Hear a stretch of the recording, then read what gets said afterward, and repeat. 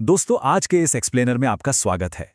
बिना किसी देरी के चलिए सीधे मुद्दे पर आते हैं और दिमाग के उस कोहरे को चीरते हुए सूट ऑफ सोर्ड्स को पूरी तरह से मास्टर करते हैं। तो चलिए देखते हैं आज हम किन चीजों पर चर्चा करने वाले हैं। सबसे पहले हम वायु तत्व को समझेंगे, उसके बाद एस से लेकर 3 तक के कार्ड्स को देखेंगे, फिर आगे बढ़ेंगे 4 से 7 और 8 से 10 तक, और आखिर में बात करेंगे कोड कार्ड्स की। सबसे पहले बात करते हैं हमारे पहले हिस्से की, जो है वायु तत्व यानी इंटेलेक्ट और बुद्धि की शक्ति। देखिए, अगर मैं आसान शब्दों में कहूं तो ये पूरा सूट हमारी मानसिक दुनिया यानी हमारे माइंड से जुड़ा हुआ है। यहाँ पूरी तरह से लॉजिक का राज चलता है। लेकिन जैसा कि आप जानते हैं, हमारे विचार एक दो-धारी तलवार की तरह होते हैं। ये आपको बिल्कुल सही रास्ता भी दिखा सकते हैं और ख्याली पुलाव बनाकर धोखा भी दे सकते हैं। ये सब हमारे माइंड की इस डबल एज्ड नेचर को दर्शाता है। आइए अब बढ़ते हैं एस से लेकर 3 तक के सफर पर, जहां हम क्लैरिटी, मुश्किल चुनाव और उसके बाद आने वाले दर्द को समझेंगे। तो एस ऑफ सोर्ड्स, ये कार्ड समझिए क्लैरिटी की बिल्कुल शुरुआत है। एक ऐसी प्योर एनर्जी जो नए आइडिया के रूप में आती है। ये वो पल होता है जब दिमाग के आगे छाया हुआ सारा कोहरा अचानक छट जाता है और एक क्रिस्टल क्लियर ऑब्जेक्टिव सच्चाई आपके सामने आकर खड़ी हो जाती है। एक बिल्कुल शुद्ध ब्रेक थ्रू मोमेंट। अब यहां से कहानी थोड़ी डीप होती है। 2 ऑफ स्वॉर्ड्स एक बहुत ही गहरी डुअलिटी यानी दो तरफा स्थिति पेश करता है। जब ये अपराइट होता है तो ये दो अलग अलग आइडियाज के बीच संतुलन यानी एक बैलेंस बनाने की कोशिश को दिखाता है। लेकिन अगर ये रिवर्स्ड है तो अचानक से एक असंभव सा चुनाव सामने आ जाता है, जहां सिर्फ लॉजिक या दिमाग लगाने से आपको कोई जवाब मिल ही नहीं सकता। और फिर आता है 3 ऑफ सोर्ड्स।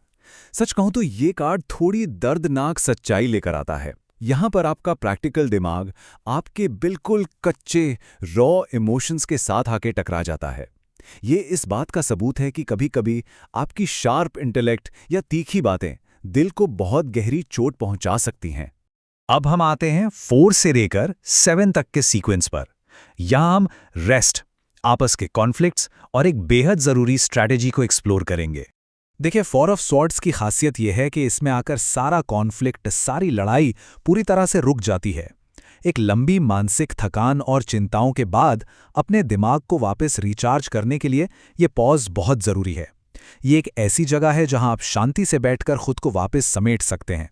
उसके बाद 5 ऑफ स्वॉर्ड्स हमसे एक बड़ा सवाल पूछता है कि जीत तो गए, पर इसकी कीमत क्या चुकाई है। अपराइट पोजीशन में ये दिखाता है कि आप जीत तो गए, पर धोखे से या रिश्ते खराब करके। वहीं रिवर्स्ड स्थिति में यह हमें सोचने पर मजबूर करता है कि शायद अपने हथियार डाल देना, माफी मांग लेना और शांति ढूंढना ज्यादा बेहतर रास्ता है। उस भारी टकराव के बाद हमें मिलती है 6 ऑफ सोर्ड्स की कामिंग एनर्जी। ये बिल्कुल एक ट्रांजिशन जैसा है।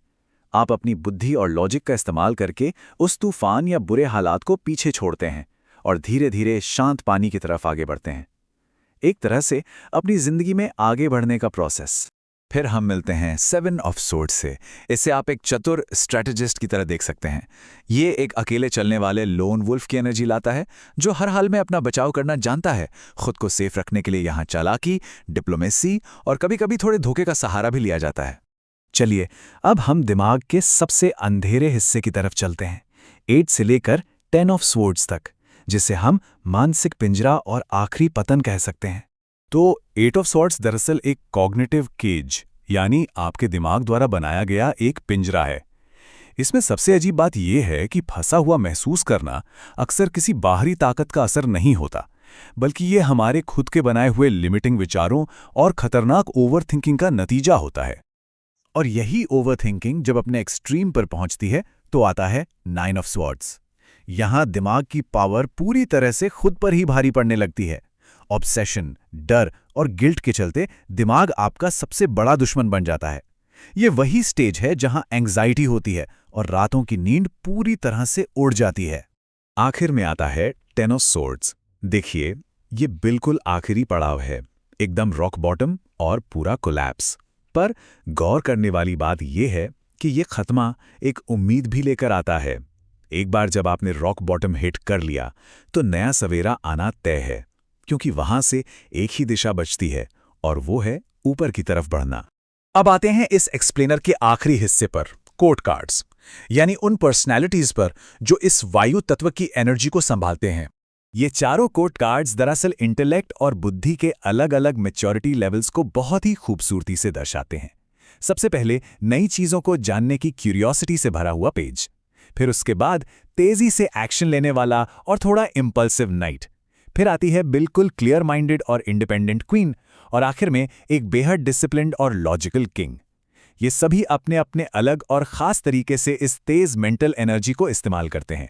तो अगर हम इस पूरे सफ़र को समेटें तो सूट ऑफ स्वॉर्ड्स आखिर में हमें यही सिखाता है कि हमारा दिमाग एक बेहद पावरफुल टूल है, लेकिन इसका इस्तेमाल बहुत ही ध्यान से होना चाहिए। पूरे लॉजिक और बुद्धि को हमेशा इंसानियत और आपके दिल के साथ बैलेंस में रखना चाहिए। अगर ऐसा ना किया जाए तो शार्प माइंड को एक खतरनाक हथियार बनने में ज़रा भी देर नहीं लगती, और यही इस पूरे सूट को समझने का सबसे बड़ा सार है।